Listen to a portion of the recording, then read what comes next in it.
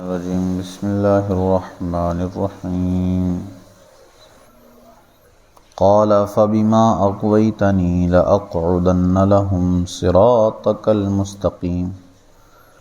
ثم لآتينهم من بين أيديهم ومن خلفهم وعن أيمانهم وعن شمائلهم ولا تجد أكثرهم شاكرين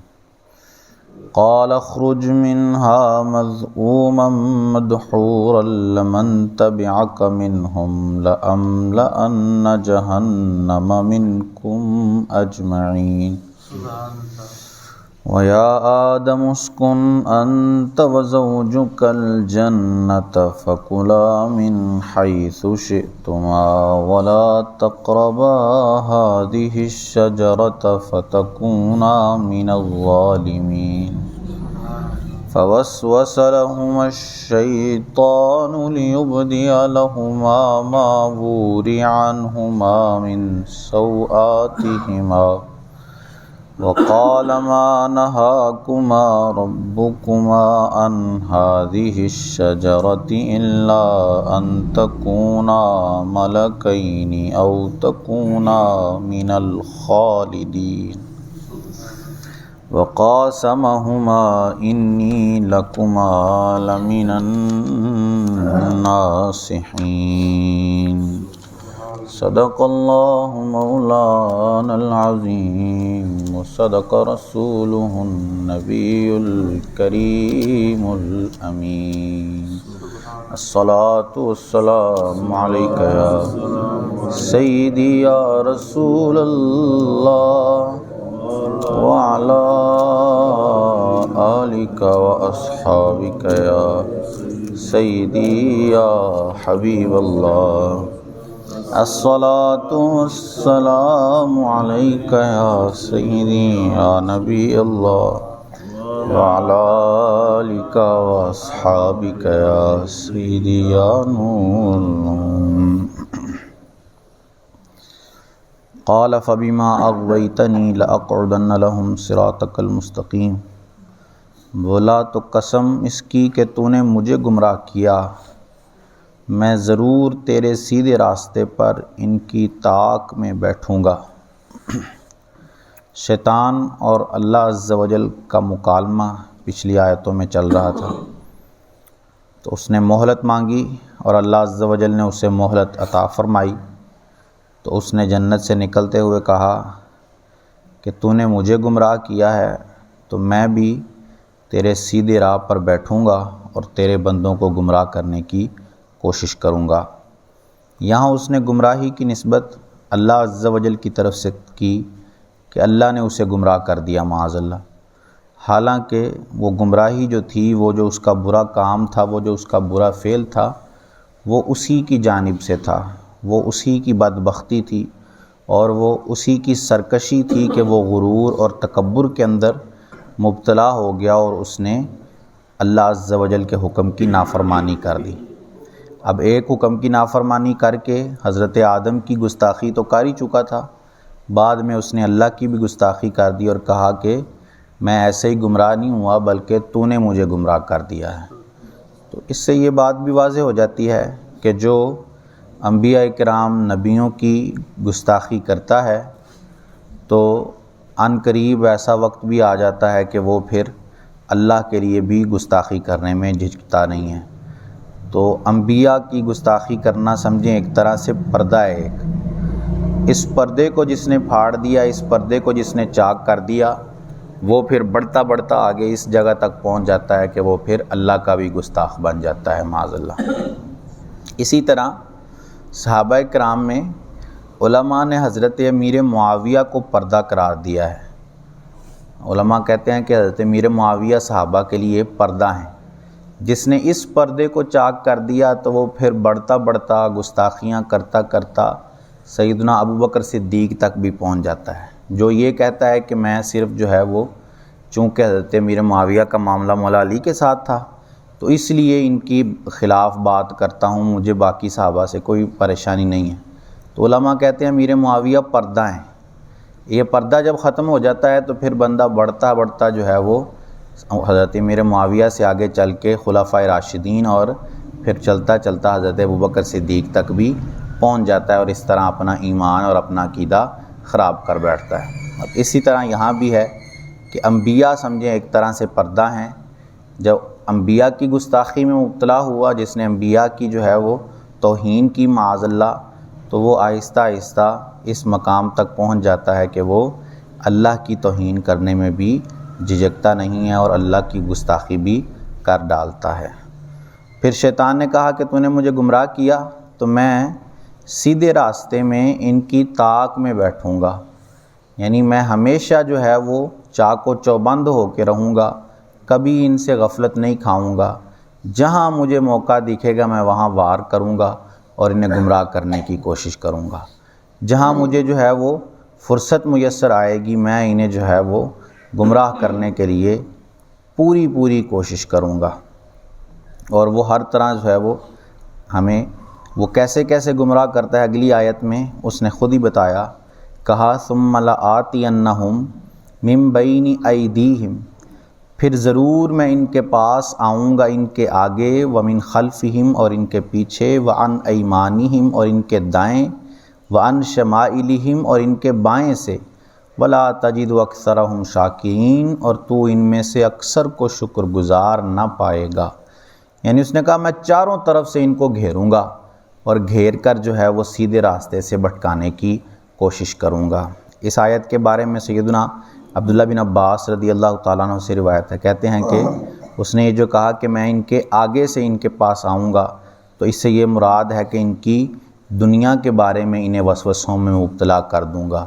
کسی کے دل میں یہ وسوسہ ڈال دوں گا کہ ابھی تم جو ہے جوان ہو تو تم دنیا حاصل کرنے میں اپنی جوانی لگاؤ، باقی عبادت جو ہے وہ تو بڑھاپے میں بھی کی جا سکتی ہے، نیکیاں جو ہیں وہ تو بڑھاپے میں بھی حاصل کی جا سکتی ہیں، ابھی تمہارا اپنی دنیا حاصل کرنے کا وقت ہے، ابھی تم نے اپنے لیے محنت کرنی ہے تاکہ تمہارا بڑھاپا جو ہے وہ اچھے طریقے سے گزر سکے۔ ابھی تم جوانی میں محنت کرو گے تو بعد میں بڑھاپے میں کسی کے محتاج نہیں رہو گے، دنیا جو ہے وہ تمہارے ہاتھ میں ہوگی۔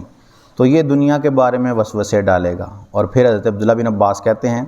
کہ اس نے کہا کہ میں ان کے پیچھے سے آؤں گا،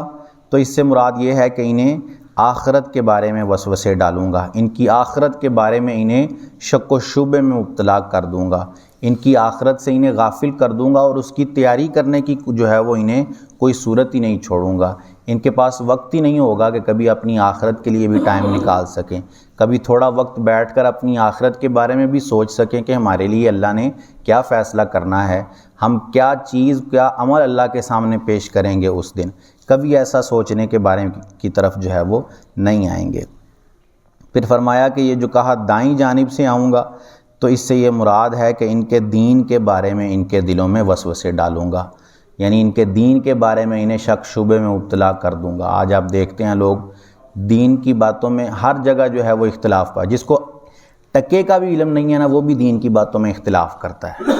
جس کو بالکل پتہ ہی نہیں ہے، الف با ہی نہیں پتہ دین کی شریعت کی، وہ بھی بیٹھ جاتا ہے اور دین کے بارے میں گفتگو کرنا شروع کر دیتا ہے۔ اور یہی جو ہے وہ گمراہی کا بڑا سبب ہوتا ہے کہ بغیر سیکھے، بغیر جو ہے وہ دین کے بارے میں جانے لوگ دین کے بارے میں بحث کرنا شروع کر دیتے ہیں، اور جب بحث کرتے ہیں تو معاذ اللہ بعض اوقات ایسا بھی معاملہ ہوتا ہے کہ کفر تک بات پہنچ جاتی ہے، کیونکہ ان کو پتہ ہی نہیں ہے دین کے بارے میں گفتگو کیسے کرنی ہے۔ بیٹھیں گے اللہ کے بارے میں گفتگو کرنے اور معاذ اللہ اس کے لیے جسم کا ثبوت کر دیں گے، کبھی اس کے لیے جو ہے وہ جہت کا ثبوت کر دیں گے کہ وہ جو ہے وہ اوپر رہتا ہے، وہ کہاں رہتا ہے، وہ ادھر رہتا ہے ادھر رہتا ہے۔ اس طرح کی باتیں جب کرنے لگیں گے تو معاذ اللہ کفر تک بھی یہ بات پہنچ سکتی ہے۔ اور پھر کہا وَعَنْ شَمَائِلِهِمْ اور ان کے بائیں سے آؤں گا، یعنی ان کی نیکیوں کے بارے میں انہیں جو ہے وہ شک میں مبتلا کر دوں گا، نیکیوں سے انہیں دور کر دوں گا، انہیں غفلت کی طرف لے جاؤں گا، انہیں گناہوں کی طرف راغب کروں گا، ان کے سامنے گناہ اچھے کر کے دکھاؤں گا، گناہ کی جو ہے شکل و صورت ان کے سامنے ایسی کر کے دکھاؤں گا کہ یہ سمجھیں گے کہ بس گناہ ہی جو ہے وہ ہے اور کوئی چیز جو ہے وہ ہمارے سامنے نہیں ہے۔ آج آپ دیکھتے ہیں کہ دنیا کی رنگینیاں ایسی ہیں کہ گناہ کرنا اتنا آسان کر دیا گیا ہے بندے کے لیے کہ کوئی مشقت نہیں اٹھانی پڑتی گناہ میں، ہر چیز جو ہے وہ بندے کے سامنے بالکل آسانی کے ساتھ آ جاتی ہے۔ جب وہ گناہ کرنا چاہے۔ تو یہ شیطان کے وسوسے ہی ہیں کہ اس نے گناہ کرنا اتنا آسان کر دیا ہے بندے کے لیے۔ اور آخر میں اس نے کہا وَلَا تَجِدُ أَكْثَرَهُمْ شَاكِرِينَ، اور تو ان میں سے اکثر کو شکر گزار نہ پائے گا، یعنی اکثر کو تو دیکھے گا کہ یہ تیری نافرمانی کے اندر ہی مبتلا ہوں گے۔ آج تو نے معاذ اللہ مجھے گمراہ کر دیا تو اکثر میں ان کو گمراہ ہی کر چھوڑوں گا۔ قَالَ اخْرُجْ مِنْهَا مَذْءُومًا مَدْحُورًا، اللہ نے فرمایا یہاں سے نکل جا رد کیا ہوا، راندہ ہوا۔ لَمَن تَبِعَكَ مِنْهُمْ لَأَمْلَأَنَّ جَهَنَّمَ مِنْكُمْ أَجْمَعِينَ، ضرور جو ان میں سے تیرے کہے پر چلا